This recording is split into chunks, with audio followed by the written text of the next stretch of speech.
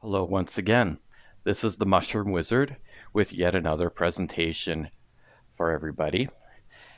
This one concerns the oyster mushrooms of Saskatchewan, and it is one of my favorite groups of mushrooms to pick because they are choice edibles and fairly easy to identify. So, the genre includes Hypsizygus and Pleurotus. There are actually two others, but we'll look at those in other sections. So what is an oyster mushroom?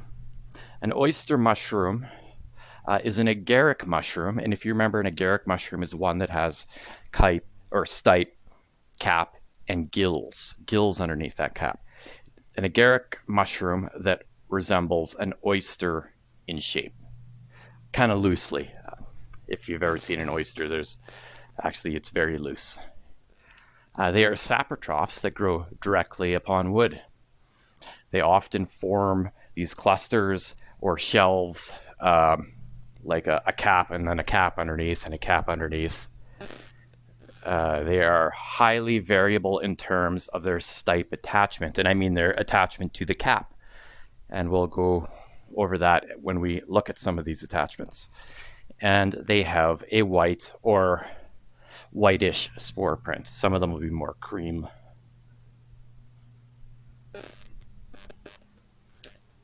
So the first one we're going to look at is the elm oyster, Hypsizygus elmarius.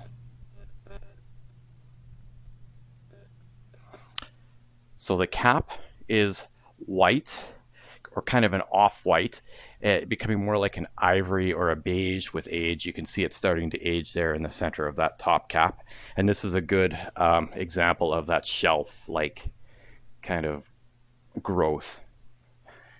They are convex and they flatten with age, and they sometimes retain a very broad umbo. An umbo, if you remember, is like a little hump. But it's more of an incline, really, than anything else. They are smooth to the touch. They have a down-rolled margin, and even after they flatten out, their margin should still be slightly turned downwards as opposed to upwards like many mushrooms do. And they get pretty big. They will grow at their max up to about 12 inches in diameter. They're usually smaller, around maybe like 5 to 6 inches. There's some more pictures for you. You can see how it's getting almost like tan there in the middle on the ones on the left and on the right. Again, that's a good example of a shelving cluster. There's a size reference. You can see somebody's hand.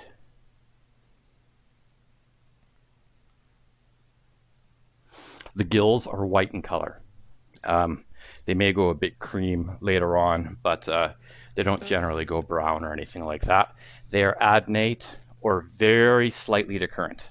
And you can see there that's an adnate connection. They just go across. And there's a physical separation between that stipe and the gills. There are short gills present, so you can see them. There are short gills between each gill, but there's not going to be, for the most part, more short gills than regular length gills. And this has a white spore print. And they're quite crowded. You can see they're pressed together, almost touching. There's a spore print for you. Nice and white. Here's the stipe. And remember that we said that the stipes can be very variable. So that stipe is white to tan. You can see it's kind of turning this ivory tan color right now. Cylindrical. It's longitudinally fibrous, quite tough. You can see how there's those grooves that represent that running up the stipe. It has a central, eccentric, or lateral attachment. So it can connect and have like a full-on round cap right in the center. It can be more off-kilter, or it can be from the side, depending upon the way in which it grew, because these will grow kind of horizontal, then turn vertical, often curving. They're solid, and they're up to about 5 inches long, 1 inch thick, but usually since they're curved, they're not going out 5 inches, they're going out a couple inches and up a couple inches. The ecology is saprobic. They grow directly on hardwoods, primarily elm. You will very rarely find this on any other hardwood. And we do have white elm in the province, and especially in the cities, there's quite a bit of elm trees. They can be weakly parasitic too, but usually if they're growing on an elm tree that's alive, they're growing on a part of that elm tree that is actually dead. It's a wounded part, or they're growing on an elm tree that's about to die. They are solitary to gregarious, sometimes forming clusters like you see. And these aren't my photos, like I've said, but again, when you're looking online for photos, you tend to find premium examples of that photo. So these photos show them to be a clustering mushroom when in fact they're often a solitary mushroom. They are found summer through fall. And the best time to pick them is in the fall because they won't be full of bugs.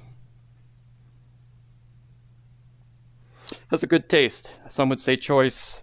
I would put it as about the same quality as a button mushroom. I don't think they're as good as Pleurotus species, which we're going to talk about soon. Mild taste. Don't forget to look up. Often these mushrooms are overlooked by pickers because they're above their heads. Completely missed. Sometimes they're so high up you just can't get them, but feel free to throw a rock or something. These are for intermediate mushroom pickers. As I've mentioned, all agaric species I consider to be intermediate because it's, anything with a gill can be mistaken for something else with a gill, and there's just too many agarics out there.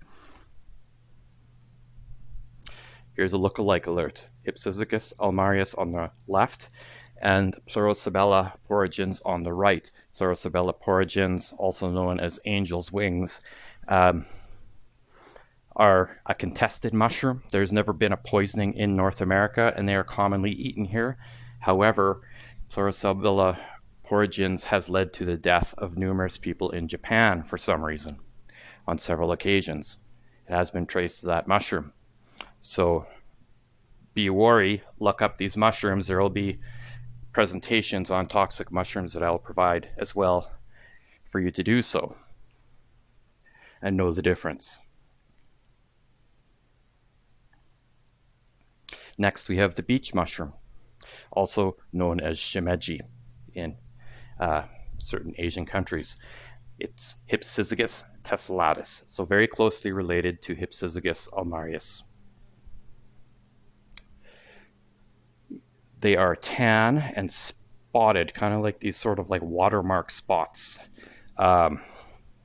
When they're young, those fade and it becomes more of a tan overall appearance. They are convex, flattening with age, sometimes retaining, again, a broad, shallow umbo, which is more of just like almost like a rising, sort of pointed, convex appearance. They are smooth to the touch. They have a down-rolled margin, again, even after flattening. And they are up to about 5 inches in diameter, but usually they are much smaller. And that's another key difference. These are quite a bit smaller than the elm oysters. And there you can see on the left, that's how they're often sold, and they are cultivated as well, and that's what they look like when cultivated. On the right, there are some that are, again, quite small in a very big cluster. There's a size reference for you. Very cute little mushrooms. So the gills, off-white, kind of like this sort of ivory or cream color. Again, different from the elm oysters. Adnate to slightly decurrent. So again, it has that same connection that you're expecting from the Hypsisicus genus, where it is a clear definition between stipe and gills there. They are quite crowded. The short gills are present, and they provide a white spore print. You can actually see the spores here. These are older specimens, and you can see the spore build up on the bottom there. The stipe, again, white to tan. It's longitudinally fibrous. It has a central, eccentric, or lateral attachment. They are cylindrical, right? They're the same thickness throughout. They're up to about 3 inches in length and half an inch thick. They are saprobic. They grow on hardwood. So despite that name, beech mushroom, they don't just grow on beech trees. They are preferential in Saskatchewan to aspen and cottonwood. If you were further east, they'd be preferential to beech. But here, they go after basically poplars, aspens, and cottonwoods. They grow in clusters. You often see the elm oyster, which we talked about previously, growing solitary. This one you don't. You see these in clusters far more often, of 3 or more. And they are found summer through fall. Once again, unless you really like eating bugs, you're better off picking these either very young or in the fall. In terms of their edibility, these are choice. They are cultivated all throughout Asia. You can cultivate them here too. They're very easy to cultivate. They go under the name shimeji. Great in any dish, especially Asian dishes. That's what their history is. And once again, for intermediate mushroom pickers. Look-alike alert. Once again, Pleurisabella porogens, the angel wings. They don't really look that similar because angel wings are quite a bit more white, and they have a sessile attachment. They don't have that stipe. Moving on to the Pleurotus genus, and these are the really good ones. So Pleurotus austriatus. This is the pearl oyster, one of the most cultivated mushrooms in the world right now. White to gray to pinkish brown to brown, so quite a bit of variability in terms of their coloration. They are convex, quickly flattening out and becoming depressed or even funnel shaped. You can see when they're starting to become funnel shaped. The profile, when you're looking down on them, like straight down, that profile would be round to fan shaped or completely eccentric at times, kind of lobed. They are smooth to touch. Run your hand over. That margin is enrolled when young, but quite often becomes wavy as the margins turn upwards. And they get quite big, up to 7 inches in diameter, though usually you're going to find them smaller. If you find a 7-inch one, it will likely be full of insects. Here's a size reference for you. In terms of their color and that variability, generally speaking, gray or brown is normal for when they're getting older. There you can see some older ones here. They go from the margin inwards in terms of that color change. The gills are white, becoming tan with age, and we saw tan just prior. They are decurrent. You see them running down the stipe, so that's a big difference between this and the elm oyster and the beech oyster. They are close together. They're not quite as crowded as the other oysters that we've seen so far. Short gills are frequent, so if you look, you can see that there's always going to be 2 to 3 little gills in between those full-on gills. And this provides a white spore print or a cream spore print. And there you go. Somebody did a spore print right on their table, possibly accidentally. Here's the stipe. So that stipe is basically just a continuation of gills. It's cylindrical, so the same width throughout the stipe from the apex to the base. It has a lateral attachment or potentially a central. We saw that kind of funnel-shaped one when we were looking at the cap. That one would be a central attachment. Or it will have possibly a sessile attachment where it's attached to the wood so closely that the stipe isn't really, you can't even really call it a stipe. It grows up to about 3 inches long, about 1 inch thick. These are saprobic mushrooms. They grow directly upon hardwoods or conifers, but they prefer hardwoods.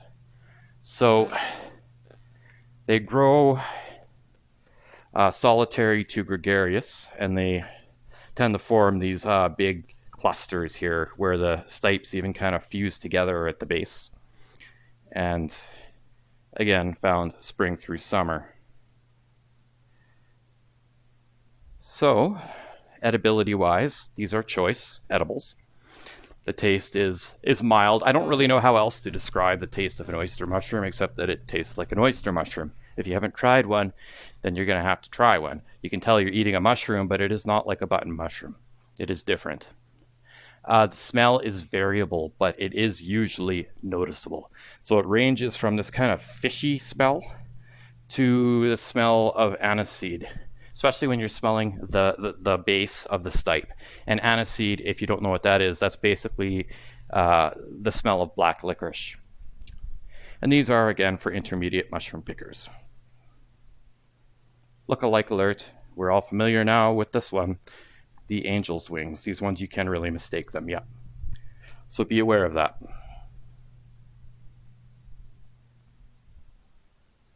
Summer oysters. I put Pleurotus species because I'm considering two species here to be summer oysters. There is the poplar oyster, Pleurotus populinus, on the left, and the summer oyster, Pleurotus pulmonaris, on the right.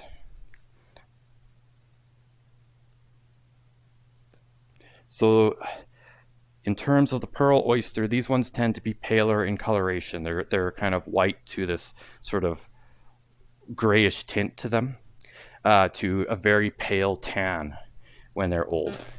They are convex, quickly flattening out, and then again, same as before, they become funnel shaped or depressed. The profile is rounded, fan shaped, or eccentric. They're smooth, margin is inrolled when young, becoming wavy, or sometimes so wavy that they're almost scalloped and often upturned. And they grow up to about 5 inches in diameter for P. pulmonaris, and up to 8 inches in diameter for P. populinus, which is a much larger mushroom. Though they look very similar otherwise. Here's a size reference for one of them. Those gills are white, and again, they become tan with age. You can see these ones starting to tan a little bit. They're decurrent, they're close together, they're not like jammed so far together that they touch, but those sharp gills are frequent, and they have a white spore print. There's that spore print for you. You can see there it's a little bit more cream than white. And in terms of their ecology, you can see how twisted those margins are, and how they could potentially even take on more of a scalloped appearance with how wavy and eccentric they've become. Just a note on that photo. So the ecology is saprobic, and it is the ecology where you can determine the major difference here. They grow directly upon hardwoods or conifers if they are P. pulmonaris. So they've got a very wide range of what they grow upon.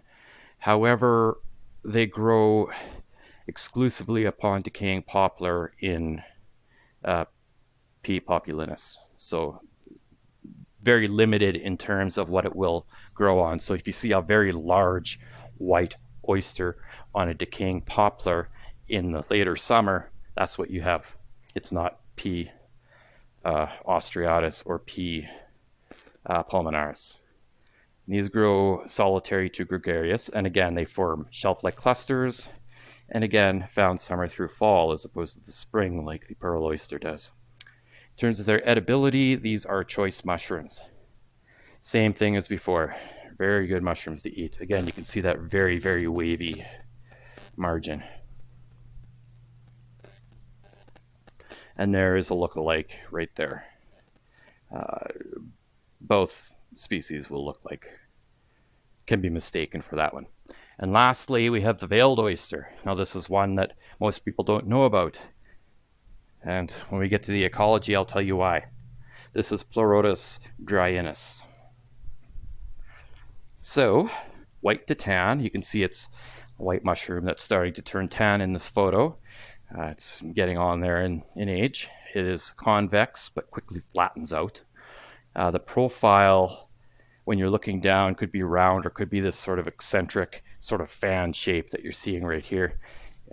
When you feel it with your fingers, it's going to be velvety or almost hairy, like fuzzy. The margin is enrolled and appendiculate when young. And I'm going to show you what that means when we get to the gills and such. What an appendiculate margin looks like with this species. and then it becomes wavy when it turns up. You can see it's sort of wavy right here, and it's up to 4 inches in diameter, so not a very big mushroom. Here you can see some more examples of it. There's an upturned older one on the left, younger ones on the right. And there is the size reference for you. So again, not the biggest mushroom out there. And moving on. So just to cover that margin again, you can see little bits and pieces of a veil that are still attached to that margin. So the gills are white and they turn yellow with age, and you'll see that in a minute here too. And I don't mean tan, I mean yellow. And they are decurrent running down that stipe. They're fairly close together. I would say that's even bordering on crowded. There are short gills definitely present there. Possibly even frequent, I don't know, it's a toss-up. And they're covered with a partial veil when young, which I'll show you in a minute here, and they have a white spore print. So here, you can see that partial veil a bit better. It's still connected in some spots, and you can see how appendiculate that margin is on both photos there. And on the left, you can see the yellow I'm talking about with the gills, how yellow that is. The stipe is also very different. It's white to tan. At the apex there, with yellow, you could say that the top of it could be even yellow as well. It's up to 3 inches long and 1 inch thick. It has quite a bit of variability in its shape. It can be cylindrical like you're seeing here on the left. It can be clavate like you're seeing on the right, which is more club shaped with a more bulbous bottom. Or you can see fusiform, which we saw in the size reference, where it's thickest in the middle and then tapers towards each end. It has a central, eccentric, or lateral attachment, just like the other ones. So quite a bit of variability there as well. It is smooth above the ring zone. And you can see that ring there. That's just below where the gills start. And that kind of area there above it is going to be smooth. And then below it, you're going to get this fibrillose, kind of almost like hairy, shaggy scaling. And there's that annulus. It's sheathing. So the annulus starts at the base, and it's this sheath that goes up and then ends suddenly. And it's almost like the cap is emerging from that sheath. The ecology is saprobic. This grows directly from dead hardwood, but is very preferential to oak. So when I say that something grows on hardwood but is preferential to oak, that doesn't mean that you're going to be in an area where there's no oak for 1,000 kilometers suddenly find this species. Likely that's not going to happen. Likely if you do find this on, say, a poplar, it's because there's so much of the spores around that it was able to take root in something other than oak. That's most likely to happen where there's oak. So that would be in the southern eastern portion of the province where bur oak exists. That's probably why a lot of people haven't seen this one. So solitary, scattered, sometimes in small clusters. They occur in the summer and the fall. And again, their choice. The taste is same as you would find in any old oyster mushroom. So not a lot of variety there, but it's still a mushroom that you're going to want to eat. And they look cool. Fun one to have on your bucket list if you ever go picking where bur oak occurs around the Manitoba border for intermediate mushroom pickers. And there is that obligatory look-alike alert, because again, these ones actually do look quite a bit like the angel wings on the right. That's it. I hope you enjoyed this. This is the Mushroom Wizard, and I'll see you next time.